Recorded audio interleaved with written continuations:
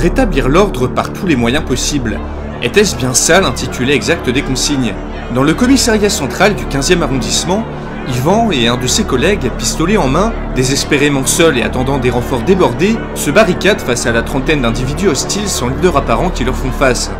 Juste après la bataille contre l'armée royale 2 jours plus tôt, quelques excités se sentant pousser des ailes par le chaos ambiant s'étaient mis en tête de libérer leurs amis, détenus à la prison de la Santé. Accourant en meute, munis d'armes de fortune, un grand groupe vêtu de noir avait finalement réussi à rentrer, après avoir débordé les maigres défenses de l'enceinte, seulement pour trouver la prison vide des 3/4 de ses détenus. Délinquants, manifestants et autres prisonniers VIP avaient en effet été libérés peu après la vibration, pour éviter que la déjà mince garnison de surveillants pénitentiaires ne soit incapable de maintenir l'ordre. À la prison de la Santé restaient seuls enfermés les criminels les plus dangereux, terroristes et autres tueurs en série. Furieux de n'avoir trouvé aucun de leurs amis et les croyant toujours enfermés par la police, les hommes en noir avaient décidé de se rabattre sur le commissariat central du 16e arrondissement, mais les agents présents sur place avaient, eux, interprété assez littéralement les consignes du gouvernement et profité du fait que l'IGPN soit occupé ailleurs pour tirer dans le tas des assaillants sans distinction. Une fusillade s'était ensuivie, faisant plusieurs victimes parmi les hommes en noir, qui avaient calmé les moins extrêmes des fauteurs de troubles, s'étant dispersés pour la majorité. Ceux qui faisaient désormais face à Yvan étaient donc les plus acharnés, déterminés à libérer n'importe quelle personne qu'ils pourraient trouver. Ceux à qui la mort ne faisait pas peur, écumant de rage contre la police, après avoir vu leurs camarades se faire abattre dans le 16e. Alors qu'un cocktail Molotov traverse une des vitres pour exploser par terre, le collègue d'Yvan lui signale qu'il va avoir besoin d'un armement plus lourd, et part chercher un fusil à pompe dans l'armurerie du commissariat, en lui demandant de tenir la position en ouvrant le feu si nécessaire. Seul face à la horde, un LBD en main, le policier se dit intérieurement qu'il n'est pas assez payé pour toutes ces conneries. Mais méritait-il seulement de porter l'uniforme? 2 jours plus tôt, en première ligne durant la bataille, lors de la charge des chevaliers, Yvan avait été incapable de tirer le moindre coup de feu, paralysé par la peur de mourir, la peur de tuer quelqu'un, même quelqu'un venant d'une autre époque. Lâche, lâche, se répétait-il sans cesse. Allait-il seulement être capable de tirer à balles réelles sur les hommes en noir si ceux-ci venaient à entrer dans le commissariat? Il avait pourtant bien tenté de leur dire que le seul prisonnier présent ici était cette espèce de bandit moyenâgeux qui partageait auparavant sa cellule avec le bailli chevalier, mais impossible de leur faire entendre raison. Pour Yvan et son collègue, pas question de le laisser sortir. La hiérarchie avait bien insisté sur l'importance de ces prisonniers d'une autre époque, pouvant servir d'otages à échanger pour libérer les Parisiens sortis de la ville. Tout en tirant une balle en caoutchouc sur un assaillant arrivé un peu trop près, Yvan appelle son collègue et ne reçoit aucune réponse de sa part. Dehors, quelques riverains, excédés par la bataille, avaient décidé de la faire cesser eux-mêmes en faisant pleuvoir depuis les toits du mobilier sur les hommes en noir. Profitant de la distraction, Yvan fonça vers l'armurerie pour chercher son collègue, arriva à toute vitesse dans un couloir, mais glissa soudainement sur une flaque visqueuse qui le fit chuter. Relevant la tête à grand-peine, Yvan aperçut à son plus grand effroi le corps inanimé de son collègue, baignant dans une mare de son propre sang, que le bandit moyenâgeux sorti de sa cellule s'attachait à marteler de coups d'une violence inouïe. Terrifié, Yvan vit avec effroi l'homme se tourner, la matraque de son collègue à la main, et commençait à s'avancer vers lui à grands pas, la face déformée d'un rictus sadique. Pointant son pistolet dans sa direction, le policier rassembla tout son courage mais ne parvint pas à presser sur la gâchette. La peur l'étreint, le paralyse. Dans sa tête, des images de ses enfants, de ses collègues défilent. Lui qui pensait que sa vocation était d'entrer dans la police, se rend compte au pire moment qu'il est incapable de tuer, incapable de prendre une vie, même pour se défendre. Face à un mal venu du fond des âges, sa morale, son éducation, trop moderne, est devenue obsolète. Yvan se répète sans cesse qu'il n'est qu'un lâche, et laisse échapper un dernier sanglot avant qu'un impitoyable coup de matraque lui ouvre le crâne en deux.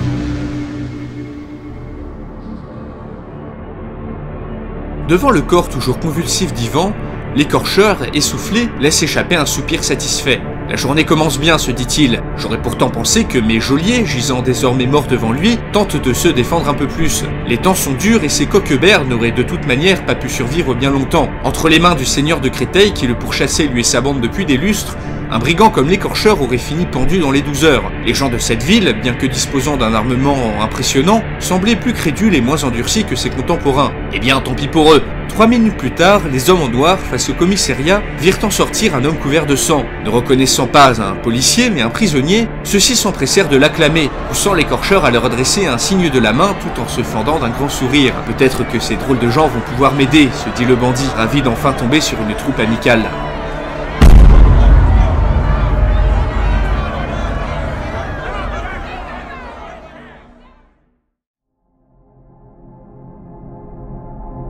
Au nord de Paris, dans la grande salle de l'abbaye Saint-Corneille de Compiègne, Ce qu'il reste des grands du royaume s'écharpe depuis maintenant plusieurs heures sur la conduite à adopter. Dominant l'assemblée du haut de son siège, la reine Jeanne de Bourgogne, conformément aux souhaits de Philippe VI, formulés avant la bataille, a remplacé son mari à la tête du royaume et assure une régence qui s'annonce déjà difficile et contestée. Devant elle, Charles, comte de Chartres et frère du roi, est occupé à rejeter la faute de la défaite sur le clergé. Dans une attaque d'une franchise inédite, celui-ci soutient d'une voix forte que la papauté, en empiétant sans cesse sur l'autorité du roi et sur les impôts de son domaine, a ainsi empêché Philippe VI de lever une armée plus conséquente, ce qui a mené selon lui à l'horrible défaite. À ces mots, Pierre Roger, l'évêque d'Arras, représentant les intérêts de l'Église à l'Assemblée, se lève pour répliquer que si le roi et les grands du royaume ne s'employaient pas tant à limiter l'autorité du pape, la ville sortie de nulle part, considérée par une grande partie des religieux comme une épreuve du ciel, ne serait sûrement jamais apparue. Les deux hommes profitent du chaos pour régler leur compte, se dit Jeanne. Cette querelle d'influence, datant de Philippe le Bel, n'a strictement rien à voir avec la situation. La reine, fatiguée, demande le silence et proclame que la chrétienté se doit d'être unie face à cette menace. La première priorité est avant tout de récupérer son mari sain et sauf. Intelligente, instruite, pieuse, Jeanne est pourtant consciente que son autorité ne tardera pas à être âprement contestée par le cortège d'hommes ambitieux réunis à Compiègne. En effet, Jeanne a eu le malheur de naître boiteuse, traînant depuis l'enfance une jambe déformée. L'oreille attentive que lui prête son mari le roi et sa simple condition de femme lui ont également fait de nombreux ennemis à la cour, et ce avant même que Philippe VI, dont la succession fut également contestée, ne monte sur le trône. La bataille ayant eu lieu 2 jours plus tôt a fait disparaître une grande partie de la chevalerie du royaume, pour beaucoup des fidèles du roi. Mathieu de Trie, le maréchal de France, Eudes, le puissant duc de Bourgogne, ainsi que de nombreux barons sont tombés au combat ou ont été faits prisonniers par les hommes en vert de la monstrueuse ville sortie de nulle part. L'oriflamme, symbole divin de la victoire, a également été pris. Après ce désastre, il est certain que si le roi venait à mourir en captivité, une guerre civile finirait par éclater, car les candidats au trône de France ne manquaient pas. Jeanne énumère dans sa tête la funeste liste des personnes à surveiller. Édouard III d'Angleterre et Philippe de Navarre, les deux prétendants malheureux déboutés au profit de son mari, ne manqueraient pas une seule seconde l'occasion de réaffirmer leurs prétentions à la couronne, d'autant plus que la nouvelle de la défaite arrivera en Angleterre et en Navarre d'ici quelques semaines. Ensuite, le frère du roi, Charles, comte de Chartres, dont l'annonce de la capture de Philippe VI avait fait apparaître une lueur malsaine dans son regard. Et enfin, ce diable de Robert d'Artois, le beau-frère du roi, qui ne disposait d'aucune légitimité à la succession à proprement parler, mais dont l'ambition dévorante en faisait une personne à garder près de soi. Cet homme, un opportuniste de la pire espèce, serait sûrement le premier à attaquer l'autorité de la reine pour arriver à ses fins. Et sans oublier bien sûr Pierre Roger, l'évêque d'Arras, tout employé qu'il était à renforcer l'influence du pape à la cour au détriment du roi. La seule personne en qui Jeanne faisait quelque peu confiance, ou en tout cas se méfiait le moins, était Mille de Noyer, le principal conseiller de la cour, qui se tenait à sa gauche, observant l'assemblée avec attention. L'apparition de la ville et le massacre qui en a résulté aura au moins eu pour mérite de montrer l'entourage du roi sous son vrai visage, une immonde fosse à serpent propice à tous les coups bas et à toutes les ambitions malsaines. Au milieu de tout ça, son fils Jean, l'héritier officiel de Philippe VI, faisait pâle figure. Mais Jeanne se ressaisit, c'était son rôle de mère et de reine de protéger la couronne ainsi que l'héritier. Personne ne pourra dire qu'elle soit restée à rien faire, alors que ce péril nouveau met l'entièreté du royaume en danger. Elle se devait d'être à la hauteur, ou bien tout ce que son mari tient de plus cher risque de s'écrouler. Devant l'assemblée silencieuse, Jeanne se redressa sur sa jambe déformée et fusilla du regard quiconque laissait traîner ses yeux dessus. La régente déclara que le frère de Philippe VI, Charles, serait nommé lieutenant général du royaume, une fonction temporaire lui transmettant une partie de l'autorité du roi, ainsi que la charge de la conduite des armées en l'absence d'un connétable.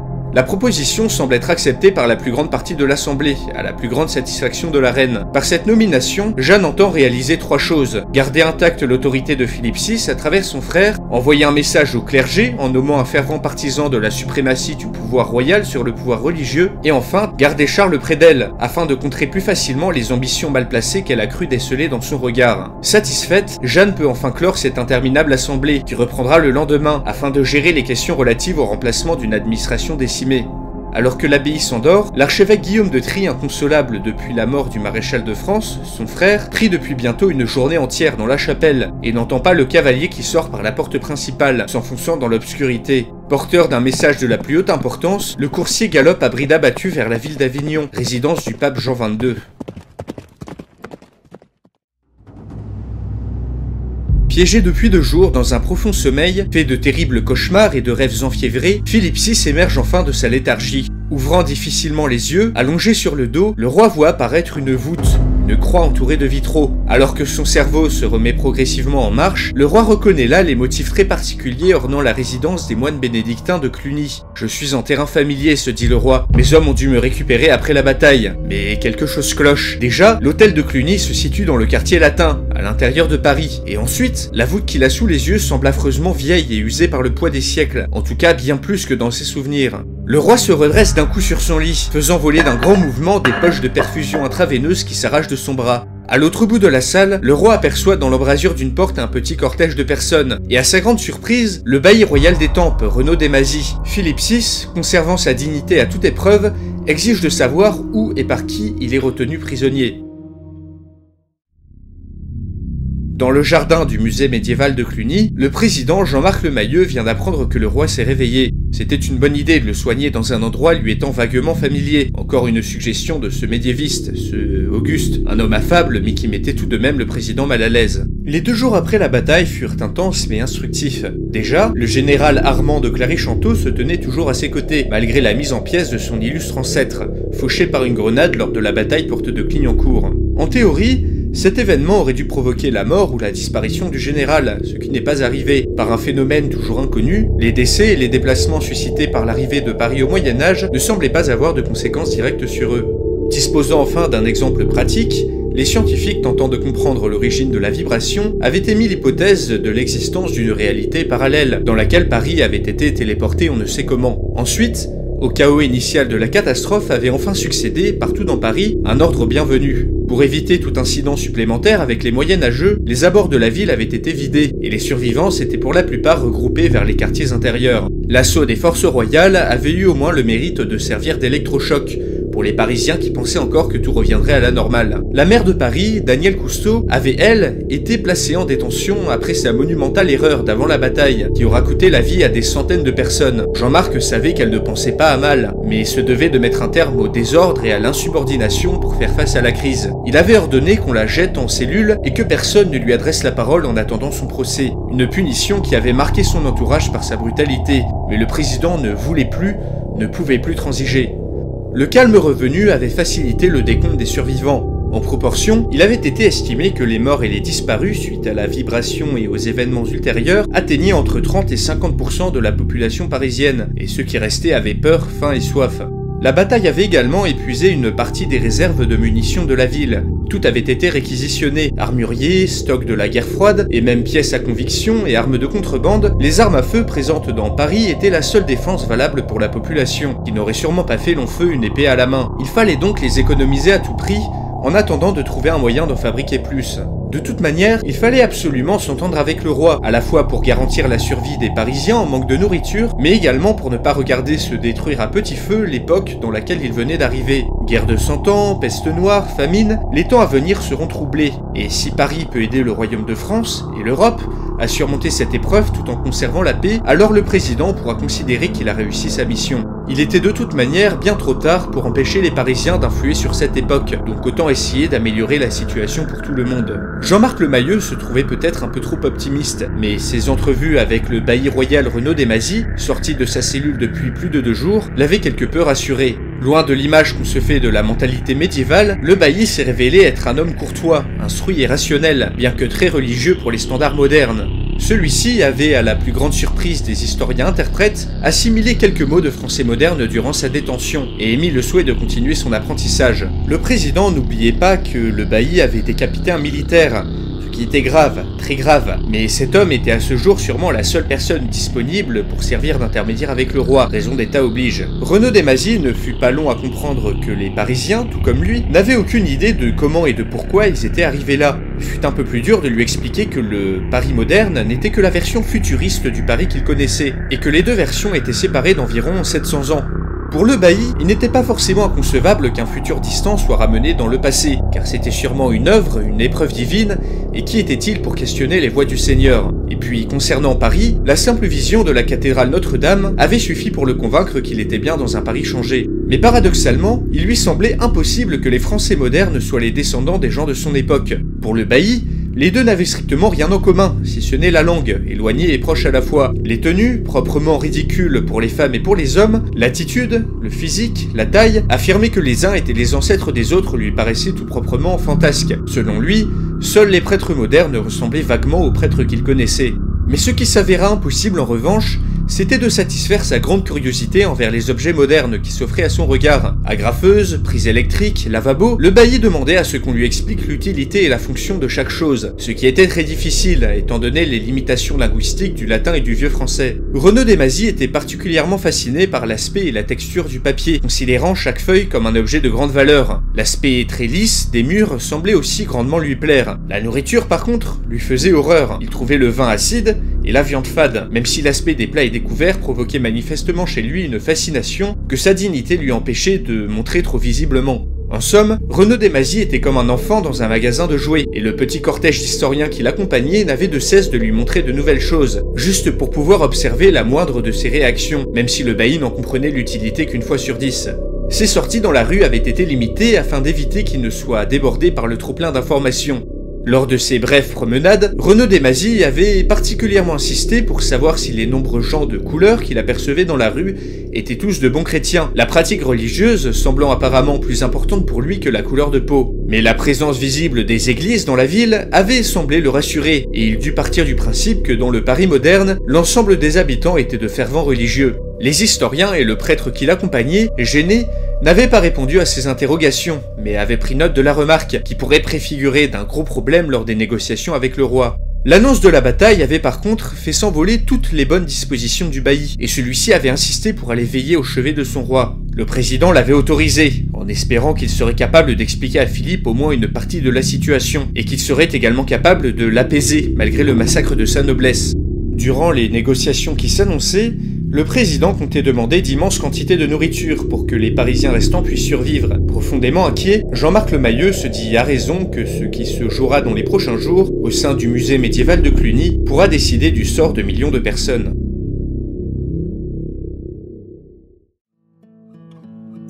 Ça, pour faire sensation, il avait fait sensation. Très fier de son coup, ravi de l'attention que son village lui porte désormais, Pierrick le paysan commence néanmoins à se demander s'il avait vraiment bien fait de ramener chez lui l'homme, que le curé et ses voisins surnomment déjà le Noiraud du diable.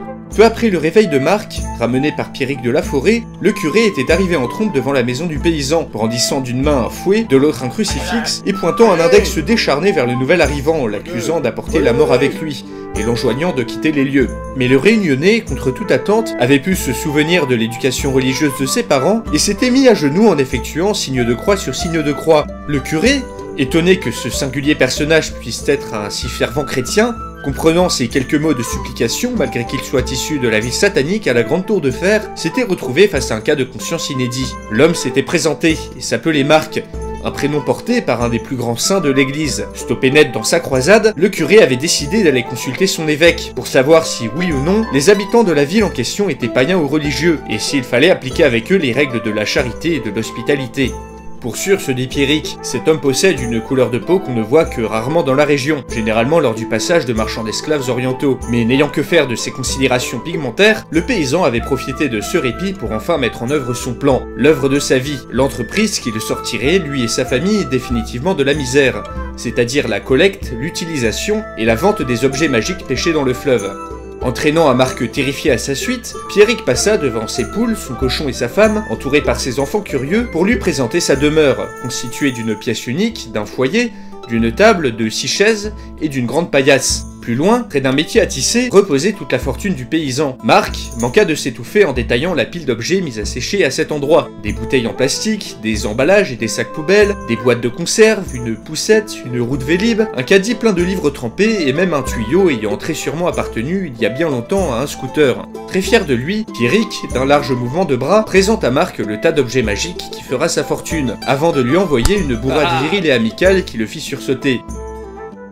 Il ne fallut qu'un jour au curé pour revenir de chez l'évêque. Toquant à la porte de bon matin, celui-ci, dévasté, apprit à Pierrick la nouvelle de la capture du roi, et lui rapporta que l'évêque lui avait ordonné de ne pas brusquer Marc, d'une car le malmené aurait sûrement irrité les habitants de la ville alors que le roi était entre leurs mains, et de deux car il connaissait le signe de croix, ce qui faisait de lui au moins un début de chrétien. Le curé conseilla à Pierrick de ne pas trop exposer son invité aux autres habitants, craignant de leur part des actes un peu moins réfléchis et un peu plus violents. Le paysan était ravi, même si Marc ne s'était pas révélé très utile pour utiliser les objets magiques, il avait dévoilé des talents très utiles de médecin, et avait réussi par un simple massage à lui soulager ses jambes et son dos, qui le faisaient tant souffrir auparavant. Il avait également préparé une décoction de plantes à sa femme, qui avait miraculeusement calmé sa colique. Un médecin personnel, c'est un apanage de grand seigneur, se dit le paysan gonflé d'orgueil.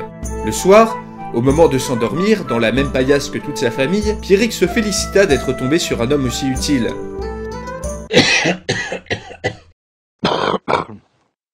Il fut d'un coup pris d'une grosse canne de toux qui le laissa suffocant. « Tiens, peut-être un rhume, c'est pourtant rare à cette époque de l'année.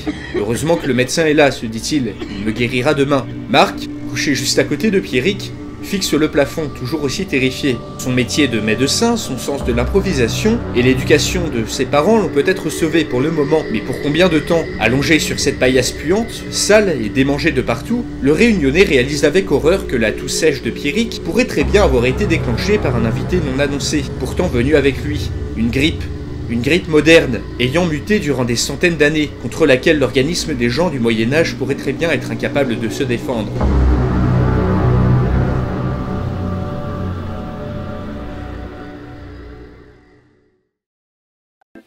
Et voilà, c'est la fin de l'épisode 5 de Paris 1328, j'espère que la série vous plaît toujours autant. Cette série me prend beaucoup de temps, donc n'hésitez pas à me soutenir via ma page Tipeee ou ma page Utip. Abonnez-vous pour ne pas rater la suite, et en attendant, on se dit à la prochaine pour la suite de cet épisode.